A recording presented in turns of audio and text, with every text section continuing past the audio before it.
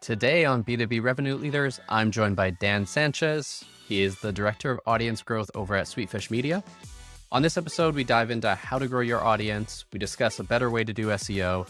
And we also talk a bit about how marketers can sometimes get too romantic when it comes to storytelling. Dan, welcome to the show. Thanks for having me, Dustin. I'm looking forward to this one, especially because, this is a podcast and you guys over at Sweetfish specialize in podcasts. So I'll be jotting down notes off to the side here. But for those who aren't familiar with what you do, maybe a quick rundown of Sweetfish and, your role as Director of Audience Growth. Yeah, I mean, Sweetfish is a startup really starting to scale up, right? So we have about 30 people on staff. And as the Director of Audience Growth, I've been involved in marketing, strategic marketing, but honestly, I'm trying to grow the audience of Sweetfish and the audience of our customers. So I'm often working on B2B growth, setting up campaigns, posting on LinkedIn is kind of like a semi-evangelist. I've become an evangelist as I've grown within Sweetfish. Doing a freaking ton of blogging right now is the thing I'm doing. SEO has been the game. Probably will be for the next 6 months, going hard after that. But also, again, meeting with customers and helping them figure out all the different ways they can grow their podcast audience, right? There's a lot of ways to win, trying to find the one that's the best fit for them based on how much time or money they have, what they already have going on within their marketing mix, and trying to map it to that to get the most bang for their buck when it comes to growing their podcast. Yeah, 100%. I feel like the barrier to entry to starting a podcast is basically nothing now, right? Like you pay $15 for Riverside, $15 for Descript, send out some invites, you have a call. It's the promotion part that, it's hard. And I have my views on, some people I think look at it maybe the wrong way, but what would be the first steps for someone starting a podcast, struggling to promote it? Kind of what would you advise them to do? Yep. If you're actually got a good rhythm and you're making the content and you're doing well with that, it depends on how much money you have. If you have more time than money, then organic's the route you want to go. If you have time and money, then organic and paid is definitely the best option, but sometimes you have more than one or the other. The fastest option is paid, right? It always is. Unless you have an pre-existing audience somewhere and you'd be like, hey, massive following on YouTube, follow my podcast. Bam, instant audience, right? So that's the easiest thing to do. The second easiest, though, is paid media. And we found at Sweetfish running programmatic ads is by far the most effective channel because you can target people with ads like who are right on their iPhone device. We specifically target iPhones, iOS or up because they have the Apple Podcast app natively installed with the call to action of just follow. And if you target it right, we have another way we do this. I don't know, makes it more effective the more ads we run. But we can guarantee like Apple Podcast followers for about $5 a follower. So that, you drop $5,000 into it and then you have 1,000 followers. And I'd say about 20 to 30% of them retain. So like you actually see a lift of, 200 to 300 downloads an episode after that. Because, people don't listen to every episode. They kind of pick and choose which ones they want. So that's probably the fastest way is using programmatic ads to accomplish that. LinkedIn ads is fantastic too if you want the paid route. Otherwise, it's the slow and hard slog of organic. I find that you need a two-channel strategy. Podcast is your long-form channel. You have to have a short-form channel, and you have to go hard on that short-form channel. And that's, for me, is LinkedIn. But Twitter, you can make a case for Twitter, maybe even TikTok.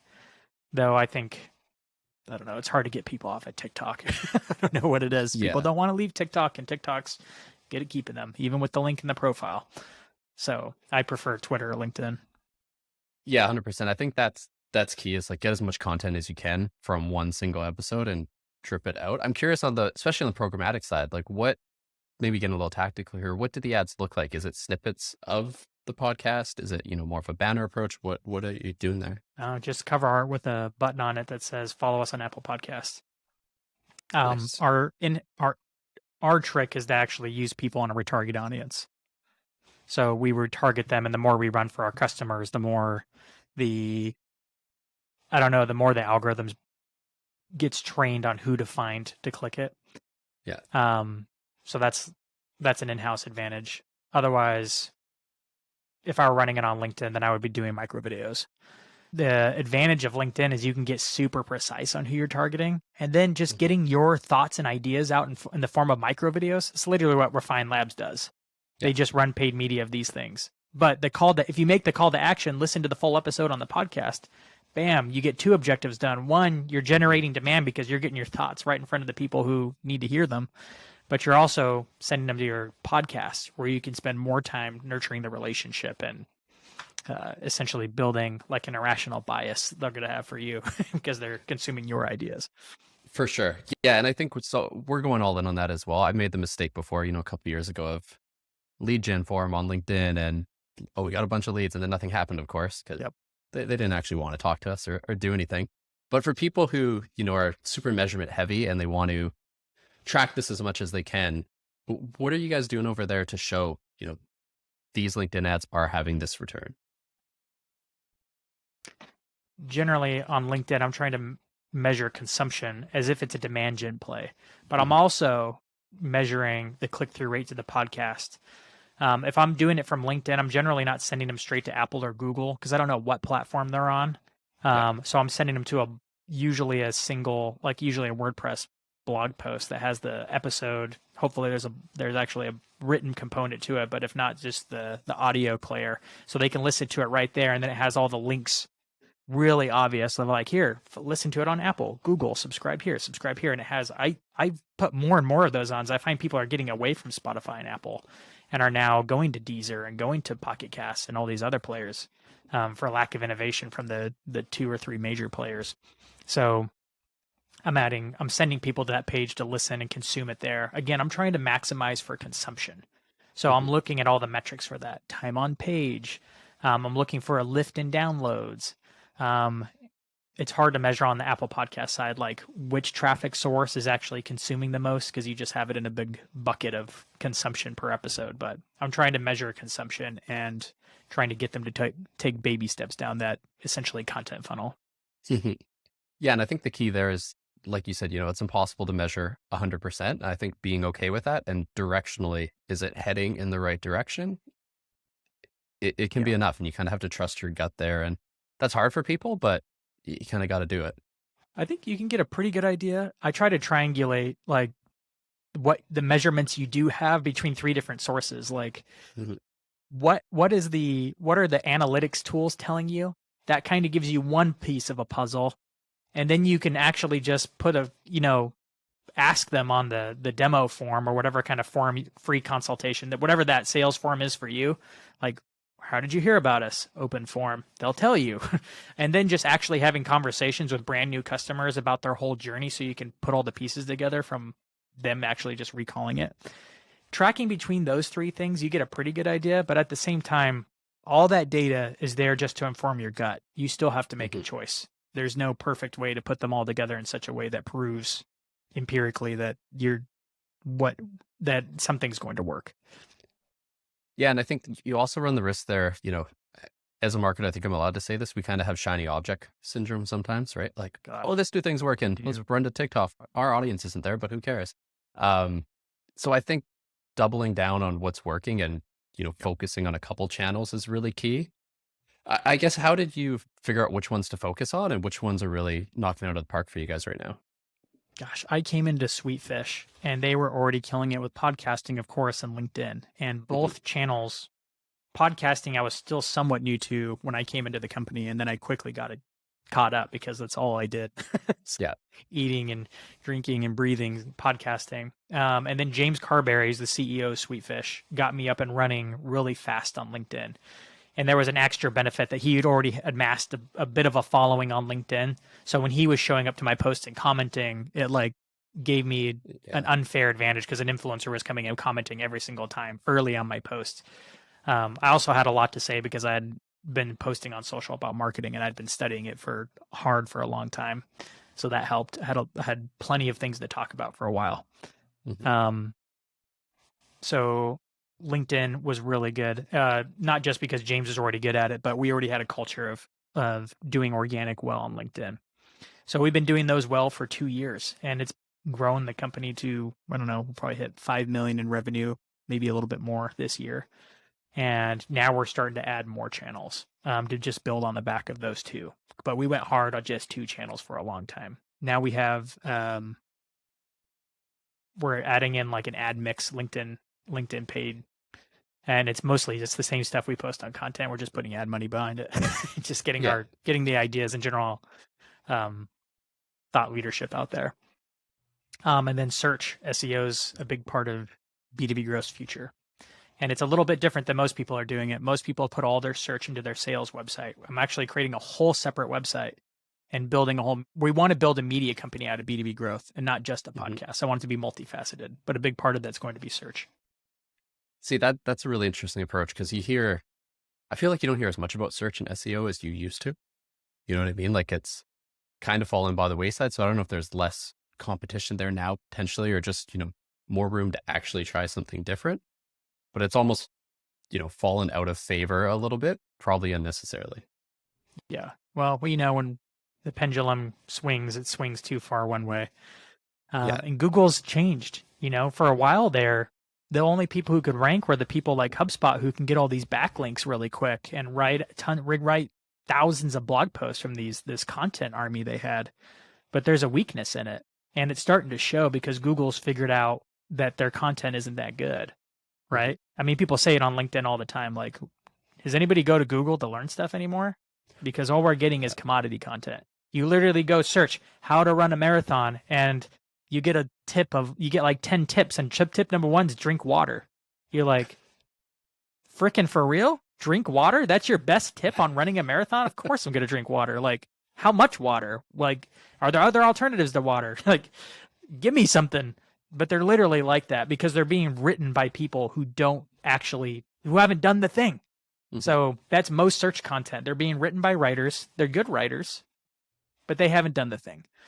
So there's another wave coming to Google of content that's going to be written by actual experts, that people who have at least experienced the thing, right? I don't know if you go to YouTube to solve a problem. I went there to find research lawnmowers, and there's lots of YouTube where they're just literally showing you Amazon affiliate links and pictures from Amazon. Yeah. They're like automated or something. They're just bad.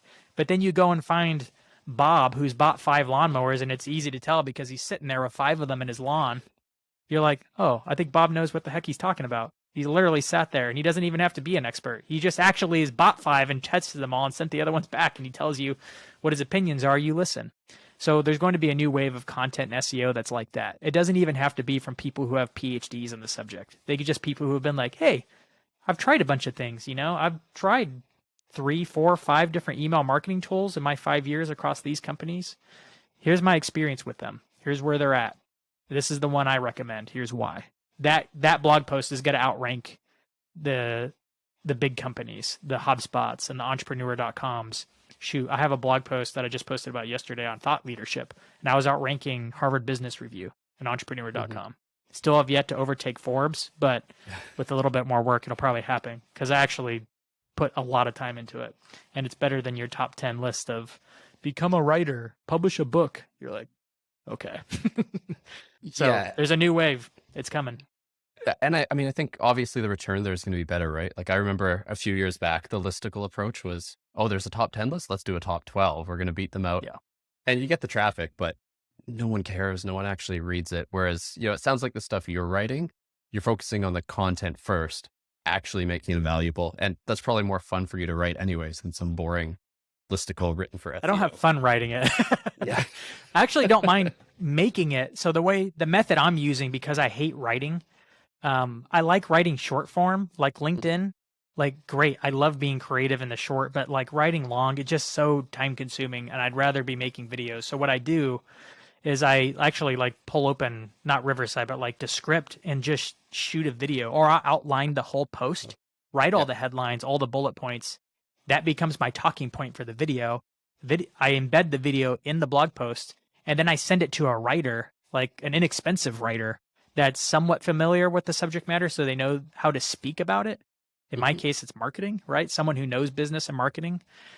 But they're going off my video and my outline, because I can look at all the other blog posts that are actually ranking for the topic and find out what they haven't hit, or find out maybe they did make some good points, and I'm not going to cover those. I'm going to come at it from a unique angle.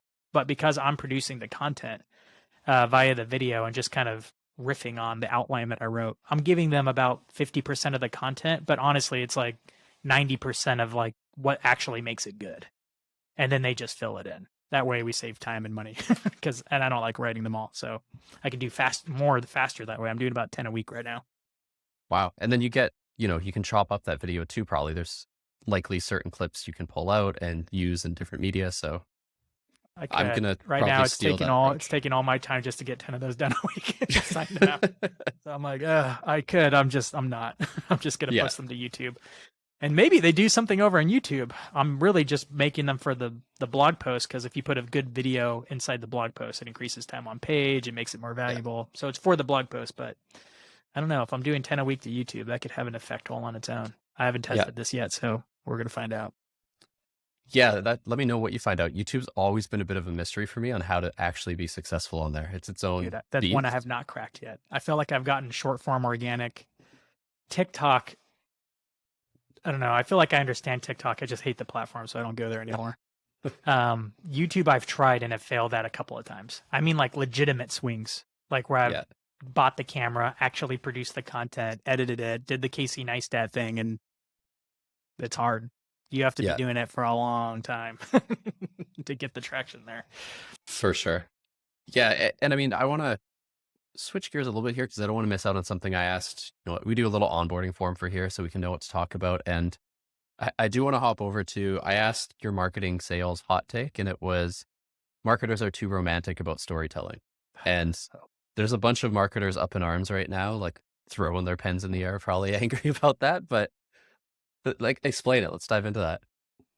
Gosh, like romance. People get romantic about things. You think about like the people who are like romantic about the way baseball is, you think of like Billy Bean and like the game, if you've seen, what is it? It's not Moneyball. Yeah. Is it Moneyball? Yeah. You see Moneyball and you feel like people get romantic like that level about storytelling.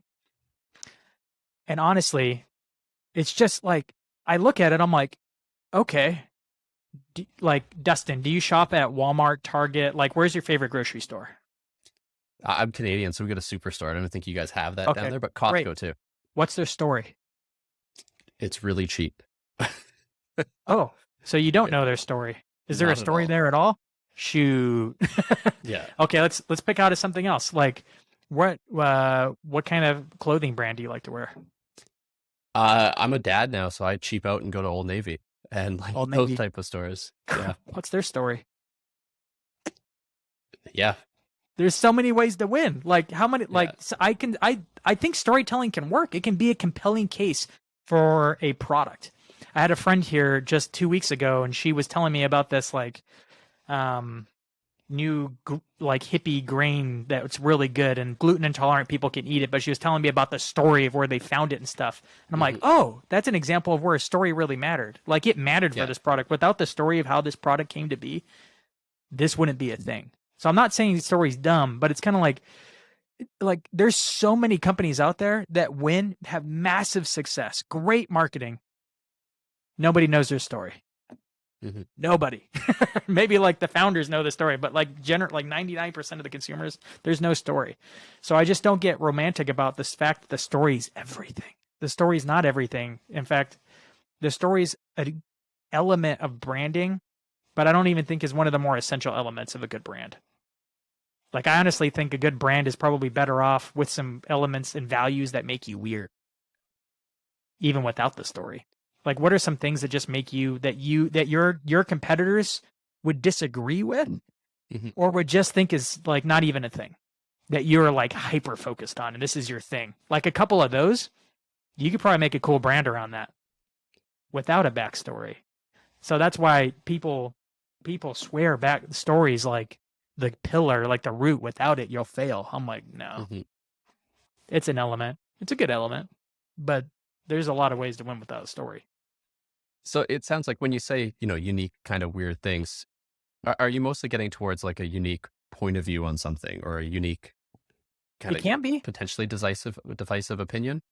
Dude, it could just, think of like Gary Vee. He's got lots of points of view, but he's also had things that make him weird. Like back in the day, he was just cussing and talking like he's from New Jersey, right? And that was just made him weird. And people liked it. So that wasn't a point of view. That was just a part of his personality and his upbringing that just made it fun and weird.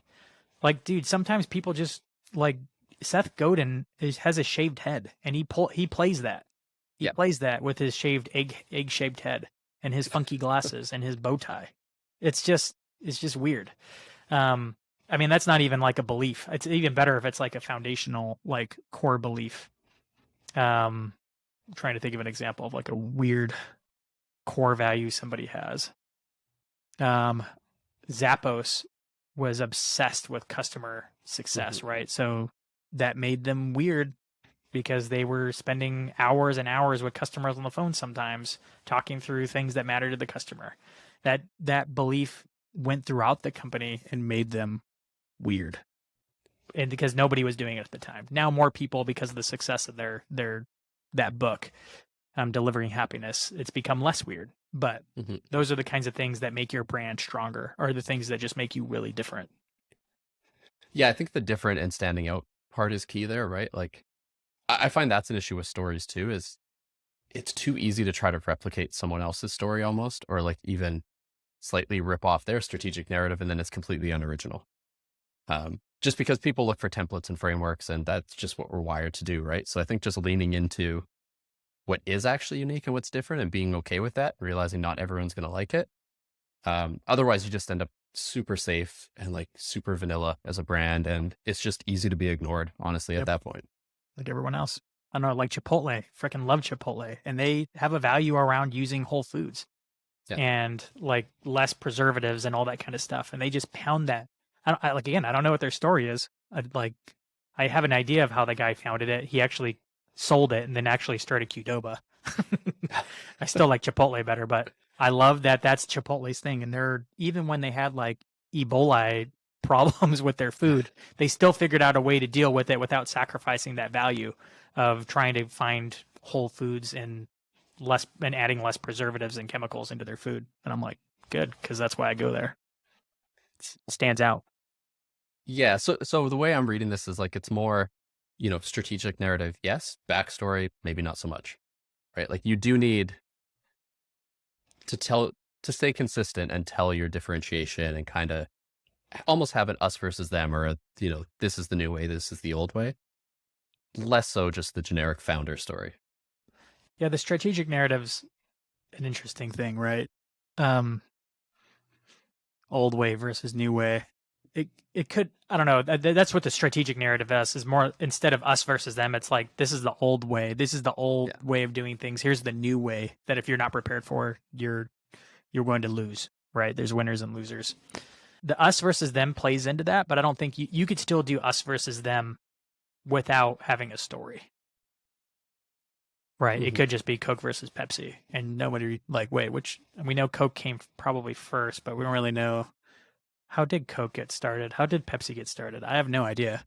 Yeah. I'm like, Doc Pepperton made Coke, cocaine, something. I don't know. Like, I can't really think of the origin story of these brands. Right.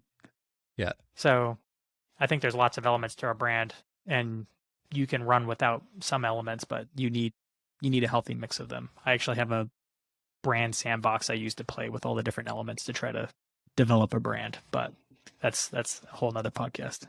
Yeah. Nice. And on the brand side, because, we mentioned a couple parts of it. There's also the visual presentation style. Like you mentioned Seth Godin, for example, right? Or just certain brands that you see anything from them and okay, that like Refine Labs actually does that quite well. Also, like you see anything in visually, okay, that's them. Tone wise, I find one thing people struggle with there is balancing. They think authentic can't go with high quality, if that makes sense. Do you know what I mean? Like they think I need this kind of grassroots bootleg video to be authentic. If it's overly produced, it can't be authentic. And I don't know if I agree with that dichotomy there, but I'd love how you approach that from a branding perspective. Yeah, that's funny. I don't think I agree with that either. I think most of the time, like the look and feel of something can overshadow its authenticity, which is why Mr. Beast still uploads in 1080p, even though he could have been doing 8K videos a long time ago. He's like, the look and feel actually matters. It needs to feel like a cheap, like it was shot on a bro trip. Yeah. But even though he's spending like literally millions of dollars on each video, you're like, He's like, I want it to feel more authentic. So I think there is something to that. But in reality, like you can still have something, it could still be a high production and still be pretty authentic. But the perception that I think people, when they say that, I think they're somewhat right because the perception can be changed. Yeah, I can see both sides, right? Like for me at least, if it's more about the tone and how it's presented, right? Like if take the Mr. Beast example, right? If he, a ton of cuts and it looks like a commercial and it doesn't look like a real person made this, authenticity gone, even though it looks like high quality. But if he films in his style with the correct tone and it's high quality, I feel like that can kind of be the best of both worlds. Yep. Yeah. And then I want to, selfishly here, I'm going to dive back into podcasts because I want to learn as much as I can because you've done like a billion of these. What's your process? Like, Sweetfish works with a bunch of companies over there. You help them produce the content. You get a finished episode. What are the component parts you break it into? Like, what's your next move once the final version's recorded? Gosh, I mean, a lot of the work goes up in front before you even start the podcast. And our process has changed over time. We've had to level up the game because podcasting got really popular, brought more competition to the market. So we had to figure out how to make higher quality podcasts, right? Yeah. So we find a lot of the work has to go into before you even launch the show. What's going to make this podcast give it a unique angle than just the topic? The topic alone sometimes isn't enough to stand out unless you're in a niche that just doesn't have a lot of people talking about it. But if there are a lot of people talking about, how can you come at it that makes it refreshingly different? Mm-hmm. And there's a number of different premises you can use. Sometimes you can just rip off a popular show in a totally different field and do that. Like you could do Hot Ones in marketing, but I think Gong already did that. So I think Gong already tried to rip off Hot Ones, right? The eating spicy chicken wing with your guests, kind of a thing. So that would be a gimmick premise where it's like has nothing to do with it, but it's a fun little element that it makes it interesting. Mm-hmm. There's a few other premises we use called like my favorite is the journey premise. It's probably the easiest to apply. What's the overall journey that you're going on that you're taking people with episode to episode? Or are you doing mini journeys within an episode? Are you trying to take somebody through something? I think it's easier just to go a season and be like, hey, we're trying to figure out X. We don't know the answer yet, but I'm going to be talking to experts along the way. I'm going to be giving you updates as I figure it out, and we're going to see if we can get there together. I've taken some runs at like mini journeys within B2B Growth where I'm like brand new to account-based marketing when I started at Sweetfish, and I didn't know anything about it. So I did a whole 30-day series where I read every book on the topic. I talked to, I think I recorded like somewhere between 25 and 30 shows. It was a lot. I just dove deep into it, and I was giving little mini updates along the way. Like after reading these 2 books and talking to these 5 guests who are experts on this topic and authors on it, I've had unlocks on this. This is what is important about it. Oh, here's another check-in. Here's another check-in. So I was giving people a journey through the whole thing, an intensive 30-day journey. So that's kind of a premise that makes it interesting. There's multiple premises, but we find that is the way you can make your show more interesting. And then it becomes about blocking and tackling the show to make sure like, okay, if we're going to do this, then we need to make sure we have this part in the episode right. Then you have this chunk and then this chunk. You actually have all these little mini chunks. They could be bigger chunks. Like I was running a podcast, the Attention podcast, and I would record the intro and the outro after the episode. So I didn't have to introduce the guest. I didn't have to, and let them like meander through introducing themselves. I would just introduce them really quickly in the intro, give a few key takeaways of what they're going to hear, and then do the interview and then block off my favorite takeaway or the thing that I'm most excited about from the interview. Because sometimes I wasn't able to think of it in the interview or pull it out of the guest, or maybe I thought the guest left it on the table and I realized the brilliant part they never said. So I do it in the outro.